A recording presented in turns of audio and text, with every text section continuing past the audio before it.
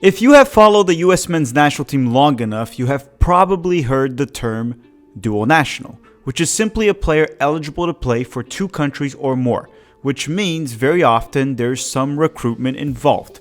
There are dual nationals that simply want to play for the US men's national team, which makes things easier, and others that are split between which countries they would like to represent.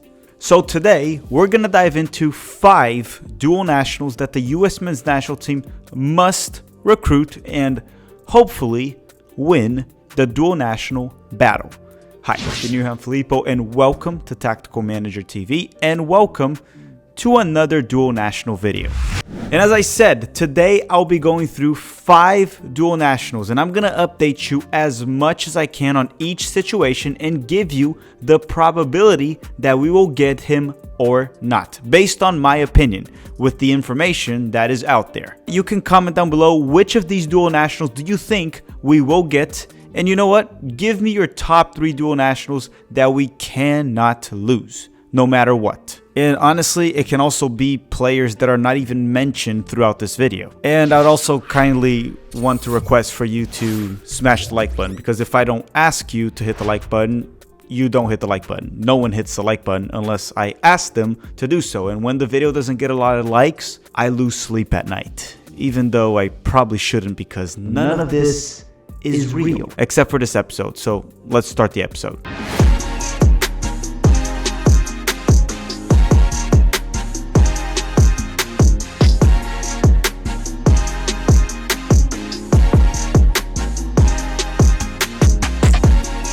Okay, so dual national number 1 is Luca Koleosho. Koleosho is a 19-year-old winger that currently plays for Burnley in the English Premier League. That, by the way, we had him here at the channel for an exclusive interview over 1 year ago. You know, over a year ago when no one was actually talking about him. It was actually in that interview that the Canadian Federation found out that he was eligible for Canada. So I kind of shot myself on the foot with that interview. But then Canada shot themselves on the foot when they brought him to their senior camp. So at the end of the day, we won. Back then, Luca Koleosho was at Espanyol in La Liga. That was last season, but he didn't get much playing time while he was there. However, ever since he joined Burnley, which they signed him for roughly $3 million, which was this summer, they have played him quite a bit in the English Premier League. At the time of this recording, he got minutes on all 9 matches that they had available or that they played this season. Some of them as a starter and some of them coming off the bench, while also getting an assist against Tottenham. And I want to say this, out of the dual nationals that I'm going to mention in this video, all 5 of them, this is probably the most important one at the moment, right? That can change in a couple months, but at the moment, Luca Koleosho is probably the most important dual national that we must recruit as soon as possible. But you see, he's not really just a dual national. He's actually eligible to represent the United States, Canada, Nigeria, and Italy. This dude has a lot of passports. He's like one Asian passport away from claiming to be a citizen of the world, essentially. So what's his current situation in regards to national team, and which one is he most likely to represent between those 4 that I mentioned? So let's start with Nigeria, where the odds are pretty damn low. Despite him being eligible, it does not seem like they have ever reached out to him. He also never represented them at the youth level, so I guess I'm just going to give it like a 1% chance that he'll play for Nigeria. And the reason I'm giving it a 1% chance is because he's eligible, I guess, so I'm not going to put it as a 0% chance. Then you have Canada, the Rude Canadians, that, you know, they had him called up to their senior camp twice. In which one of them, you know, one of these camps, it kind of got canceled because of the Iran friendly, and he didn't really play a single minute for them because it was mainly just a camp to bring him in, just for recruitment purposes. Those camps in general were a mess, and that's why I don't really see him representing Canada unless he's not good enough for the other 2 teams, the United States and Italy. So I'm going to give Canada a 9% chance of getting Luca Koleosho, which is low but higher than Nigeria for sure. Out of the 4 national teams, the Rude Canadians are most certainly the ones that need him the most, because they're not very good. So it's mainly between the United States and Italy. I personally think that Koleosho at the end of the day will pick the United States, but I'm going to say maybe Italy has a slight advantage right now because he's actually provisionally cap-tied to Italy after playing in the European U19 Championship for them over the summer. He would have to file a one-time switch to play for the US men's national team, which is fine, but I will say there is a 45% chance that he'll represent Italy and a 45% chance that he'll represent the United States. Essentially, it's 50-50. I just couldn't put 50-50 because I had to give some percentage to Nigeria and Canada. As far as I know, he does not speak Italian. There were also some strong rumors that he didn't really enjoy his time at the Italian camp. I can't really confirm or deny that because they're just rumors. I didn't really hear that from the player or his agent or his dad, so they're just rumors. I mean, also, think about it. This was a guy that was born in Connecticut and lived a good chunk of his childhood there before moving to Spain. Not Italy, Spain. So we'll see which national team he will choose, but from a cultural standpoint, he is much more connected to the United States. Italy is obviously the most legendary national team out of these four, much more than the United States for sure, and Canada, but the US men's national team is more likely to qualify to future World Cups post-2026, because Italy has to play in UEFA, and UEFA is tougher. Just ask an Italian soccer fan at this point. They missed the last two World Cups, and he's also most likely to make the roster for the United States instead of Italy. Italy's roster is tougher to break in than it would be for the United States. Think about it for a second. For the US men's national team, we have Pulisic and Weah that are clearly ahead of Koleosho on the winger position. After that, it's up for grabs. He would be competing with players like Brendan Aronson, Taylor Booth, Kevin Paredes. So Koleosho could actually fight for a spot at the senior squad of the United States right now. He also wasn't with Italy's U21's last camp due to injury and precaution, and we have seen this before with Balogun in England, where he just missed their U21 camp due to injury and precaution, and then he ended up being in Orlando, and eventually, he committed to the US men's national team. So I'll finalize this one by saying I like our odds, and I do think Koleosho will end up picking the US men's national team. The second dual national we're going to talk about in this video is the Mexican-American Obed Vargas from the Seattle Sounders. Obed Vargas is an 18-year-old Mexican-American from the Seattle Sounders. And look, this kid is very talented, and we also had him here at the channel for an interview. Right away, I want to make it clear that he most certainly leans towards the US men's national team more than L3. Based on some of the comments he made during the interview, you can check that out yourself. I'm putting the link to all the interviews that I'm mentioning here on the description of this video, Koleosho, Obed Vargas, and many others. And listen, at age 18, Obed Vargas has already 28 USL matches and 36 MLS matches played with over 3,000 professional minutes, and he just turned 18. And he would have had even more MLS minutes and MLS matches if he didn't have a very bad back injury last season that kept him out for 250 days. He also helped the Seattle Sounders win the CONCACAF Champions League by starting in the final, the second leg of the final actually, against Pumas at home, and helping them secure a 3-0 victory and the title. The kid is good. He is eligible to play for Mexico, but he only represented the US men's national team at the youth level. He is also one of the names that is likely to make the United States' Olympic roster. He was in the October U23 roster that we are preparing for the Olympics, and guess what? We had a friendly against Mexico. Obed Vargas played for the United States in October in the U23 camp, and he scored against Mexico. I do also want to add that he was born in Alaska, believe it or not, and he has only represented the United States so far. So based off that, the comments, I think he leans a lot more towards the United States. So I would give the US men's national team a 90% chance to finalize the recruitment of Obed Vargas, which leaves L3 with just a 10% chance, because 100% minus 90, that's 10%. Now he could switch, of course, only time will tell, but as I said, the United States are the clear favorites here. And I also think he should probably seek a move to Europe before age of 20. He can probably play one more season in MLS and then make that jump. He has the potential and the talent to do so. Dual national number 3 is Noel Buck from the New England Revolution in Major League Soccer. Could you imagine a kid born in Massachusetts playing for the New England Revolution, the most anti-England team in MLS, developed in the United States, playing for the English national team? No, seriously, could you imagine that? Honestly, I almost want to lose this dual national. I don't know, man. Lose a dual national, lose a friend, but never lose a good joke, like literally ever. And that, my friend, is how I am going to end up canceled one day. Sometimes you shouldn't go with the joke, but I'm willing to risk it all. Let's just say I like to live dangerously. But seriously, an American developed in the United States playing for the English national team would be hilarious. But will he really play for England? So essentially, to make it to the English national team, you must be a good English Premier League player, a regular starter, or be killing it abroad like Jude Bellingham, Harry Kane. Like seriously, Tomori is not a roster lock, even though he's probably the best center back Milan has. So hold on, time out right here. Why am I saying this American player, because Noel Buck is American, could play for England?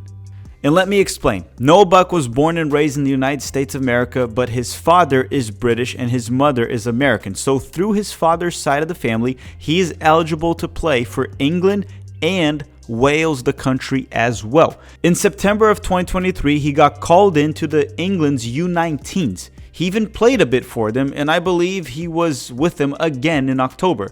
You see, I never really spoke to Noel Buck, so I have no idea of what his deal is.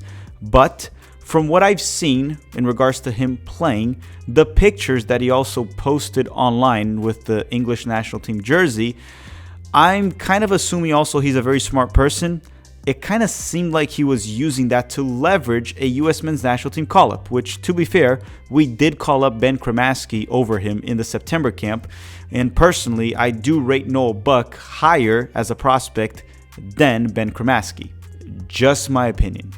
Regardless, I'm going to be honest with you, I doubt he even plays for the English national team, the senior team. Balogun was far tougher to get, in my opinion, as a British American or an English American dual national. I also don't really think Noel Buck is even considering playing for Wales, the country, at all. At least I never saw him talk about it during any interview.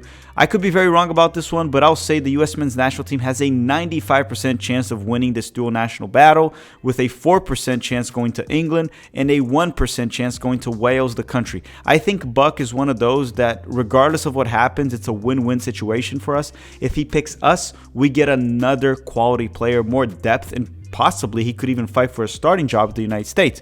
But if he picks England, the banter will be insane of an American playing for the English national team. I'll probably get blocked by half of that country on Twitter, but it'll all be worth it. So Noel Buck, we already won this dual national battle regardless of what happens. Dual national number 4 is Ben Cremaschi from Inter Miami, also known as Messi's teammate. So talk about a dual national that we have a very low risk of losing him, like slim to none. Probably even lower than Noel Buck. Seriously. I know that Argentina's U20s did have him in some type of provisional roster and then he got cut. But I have watched a lot of Cremaschi with Miami, and I do watch quite a bit of South American soccer. More than I'm comfortable with. And I'm pretty sure this also annoys my girlfriend, and she pretends it does not, because I watch too much soccer in the United States, too much soccer in South America. And you're also probably wondering, how the heck does this guy even have a girlfriend? And my answer to you is, I don't know. But we're getting off track here. Argentina produces too much talent that is ahead of Ben Cremaschi's level, in my personal opinion. They also probably develop 10 to 20 Ben Cremaschi's every single year. I do want to also add that he has been with the US men's national team camp, the senior squad, in September, and he's also projected to be in the Olympic roster. He is a good prospect. I think he might be a quality player for the US men's national team one day, and I'm not really concerned in regards to losing him to Argentina. Don't worry, the Messi effect will not play a role here. So I'll put it this way. I'll give the US men's national team a 99% chance to secure Ben Cremaschi, and Argentina a 1% chance. Look, I'm not saying he's a bad player. He's actually a very good prospect. I'm just saying he's probably never going to be good enough for Argentina. But for the United States, he probably will. Keep in mind that Argentina literally just won a World Cup and their development is as strong as ever. Even though some people are saying it's not, it actually is. Dual national number 5, and the last one of this video, is Fidel Barajas. Now, look, this one we might actually lose him. We will actually most likely lose him. It's not decided yet, and the United States could still pull off this dual national, but Mexico has the clear advantage, and he currently represents the Mexican youth national teams. And last year, we had him here at the channel at Tactical Manager TV, and he explained, actually was it last year or this year? We had an interview with Fidel Barajas, and here's the clip of him explaining why he's playing for Mexico right now and not the United States. You can also watch the full interview. I'll put the link on the description of the video, and you can draw your own conclusions. Let me ask you the first thing right away. What happened? Why did you end up going? Because you were the first choice on the U.S. at the right wing until the tournament. So why did you end up playing this tournament for Mexico instead of the U.S.? Well, yeah, I mean, I was with U.S. first. That was my first national team I was with, and it was going good. And I had like invitations with Mexico as well while I was with U.S. But I would choose U.S. And it started going more with Mexico, but we had a little more camps, and USA they stopped calling me and they called new players to check them out. And from there I kept going with Mexico. I just made my choice. I kept getting invited by Mexico, and the CONCACAF was coming up, so I had to make a choice soon for this tournament. Mm-hmm. And yeah, I just decided to stay with Mexico. I was first winger there too, so I mean, with my family too, being from Mexico, representing Mexico, it meant a lot to me too. So I decided to stick with Mexico for the CONCACAF. Yeah, that makes sense. For your household, at least, I know yourself, you're more divided in regards to that growing up in the U.S., but your household, your parents, it's all L3, right? Yeah. Everyone I ask here that's from Mexico, it's the same thing. Okay, so you can check out the rest of the interview. The link's on the description. Let's talk about Fidel a bit more. So ever since you saw that interview and he clearly wanted to play for the United States, he hasn't really been with any United States youth camps. In fact, he just kept going with Mexico. And despite the roster not being out at the time of this recording, I was told that he will be playing the U17 World Cup for L3, for Mexico. Yes, Fidel is a U17 player. He will turn 18 in 2024, and he's expected to move to Europe next summer after he turns 18. He's a very technical lefty winger. Actually, he is a legitimate talent. Of course, it depends on how he develops, but at age 17, he got the award of Young Player of the Year in USL, and he scored 4 goals and got 9 assists for Charleston Battery. And I know USL is not the highest level, but it's better than playing the academy level, and he could be playing at the academy level because he's just 17. Instead, he's playing against grown men and succeeding. The kid is talented. He also has real interest and even offers from PSV, a few clubs from Europe, and one MLS team as well that I shall not name. Now, listen, this does suck because Fidel going to play for Mexico will strengthen our rival and it won't make us better. But to be honest, I think it's fair to say that Mexico most certainly needs him a lot more than the United States. I mean, don't get me wrong, I would love to have Fidel commit to the US men's national team, but Mexico right now just isn't really developing that much talent, so they could definitely use Fidel more than the United States. And I'll add this, I don't really have any inside information at the moment, but based off the youth call-ups and his recent interviews, I'd say there's a 75% chance that he picks Mexico and a 25% chance that he picks the United States. And a friendly reminder that he is provisionally cap-tied to Mexico. So to play for the United States, he would have to file a one-time switch. Unless it's a friendly match, I guess if it's a friendly match, he could go to the United States camp. Regardless, he is provisionally cap-tied to Mexico, and if he is ever to represent the United States, he would have to go file that so-called one-time switch. I guess time will tell, but I think Fidel Barajas will probably go with L3. Okay, everyone, that does it for this video. You can go comment down below which dual nationals the U.S. men's national team has to recruit right now. You can even rank them if you want to. And I will give a shout out to Amir Richardson. He can play for the United States, Morocco, and France. But the reason I didn't really mention him in this video is because I heard from some sources that Greg Berhalter met with him in Europe this month, right after the U.S. men's national team camp, and the meeting didn't go very well. It seems like Amir Richardson is not really interested in representing the United States, so I didn't really think it was worth actually diving into that. But you let me know your thoughts in the comment section down below. Don't forget to drop a like. Thank you very much for watching, and have a great day.